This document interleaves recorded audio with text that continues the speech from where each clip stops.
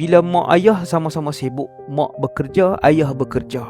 Kalau konsep dalam Islam yang sepatutnya mak ni Allah Ta'ala buat untuk duduk di rumah, besarkan anak-anak, tarbiyah anak-anak, jaga anak-anak, didik anak-anak, mak utama. Sehingga kan ibu ni dia macam dia tu ibarat sebuah sekolah yang ada silibus, yang ada peraturan, yang ada waktu belajar. Dia didik anak tu macam dia adalah pengetua dan guru yang membentuk pemikiran anak, akhlak anak, cara bercakap, cara duduk anak, cara berfikir anak, cara makan, cara belajar Quran dengan ibu. Maka dalam Islam, kalau kita prepare ibu yang baik, ibu melaksanakan betul-betul tugas dia, a'datta sya'ban tayyibal a'raqi, maka kamu telah menyiapkan satu generasi yang baik keturunan dia. Semua akan terjaga insya-Allah kalau pendidikan awal di rumah terjamin. Bagi saya, sebenarnya dia berpunca daripada keretakan rumah tangga, keretakan institusi kekeluargaan. Apa maksud keretakan? Keretakan pergaduhan mak ayah, perceraian, sibuk ibu ayah dengan urusan harian, dengan apa? Boleh ibu nak kerja ni bukanlah haram, boleh. Tetapi bila ibu bekerja, dia jugalah balik nak tengok pakaian, dia jugalah balik nak tengok makanan, nak urus makanan, nak urus rumah apa semua. Jadi maka terlepaslah hak tanggungjawab asal tadi untuk bimbing anak-anak tadi.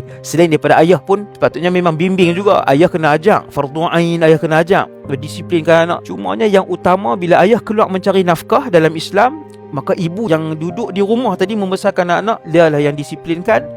Beliaulah, ibulah yang sebenarnya membentuk karakter anak, cara berfikir anak di peringkat awal. Dan mak ayah kena main peranan balik dalam mendisiplin, membentuk anak-anak, memastikan pengajian agama anak-anak terjamin.